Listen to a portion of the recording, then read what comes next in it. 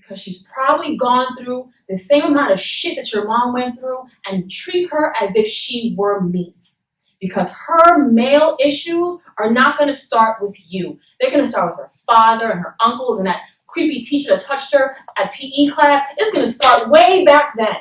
And when you go into your fields, and when you're talking to your friends, when you're looking at your family members, and when you're talking to yourself,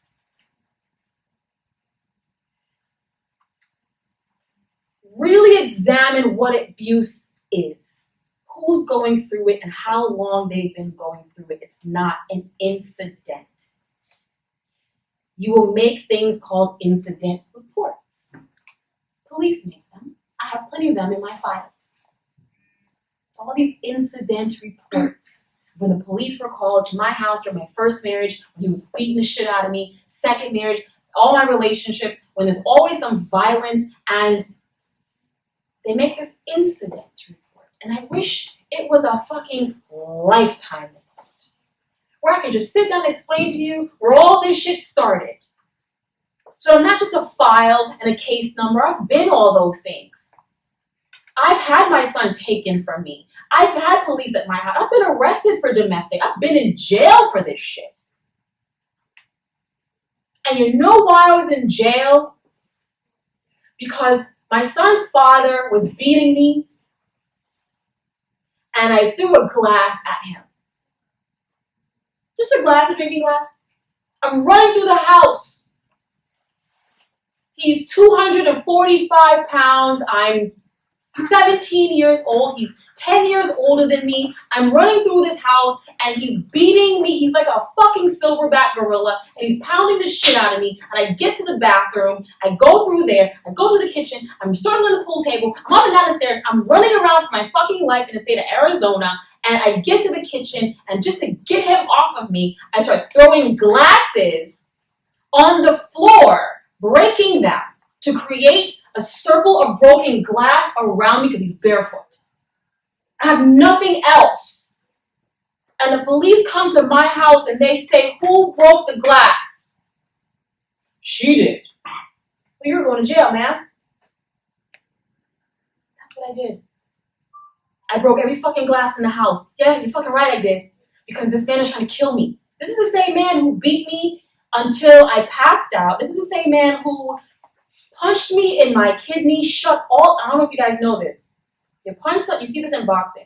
If you punch someone in the kidney, which is on your right side, it shuts all their organs down. You cannot breathe. Your lungs cannot inflate. You can't do anything. You see it all the time. In prize fights, one shot to the kidney and you're done. This is a man who did that to me. And if my neighbor wasn't a nurse and hadn't given me CPR, I'd be dead. This is when I'm 19 years old. I've taken you from 5 to 19 and beyond. This is a lifetime.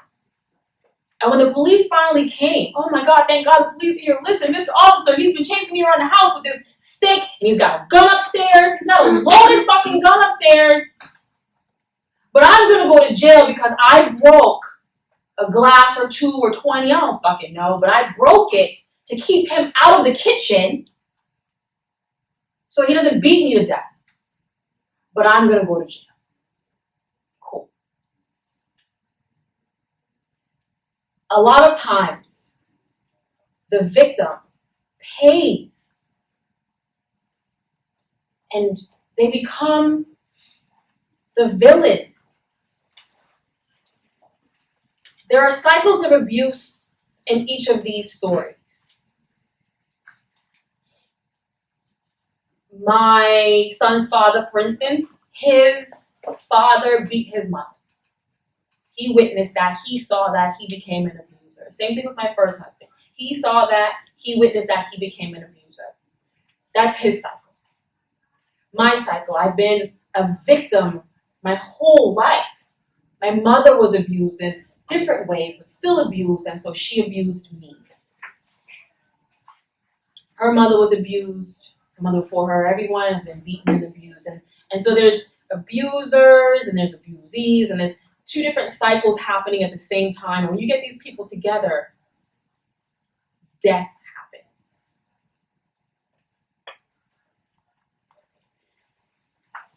There's been so much commentary about domestic violence most recently. And we all know the question that everyone asks. Why doesn't she just leave? It happens to men too. What if this guy, this little boy Eric that I hit in 5th grade, what if he grew up saying women hit on him? Because I did that. Because I hit him and blackened his eye, and then I made him afraid to tell. He could be an abused husband somewhere right now. It happens to men too.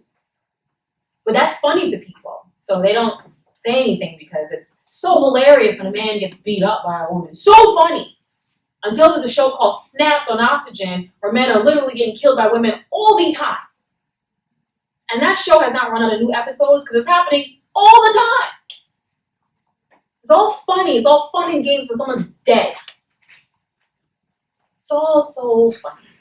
And men are dying at the hands of women who have had enough. And it's not that man's fault. It's not that he was so horrible. It's that she's had this history that maybe he doesn't even know about.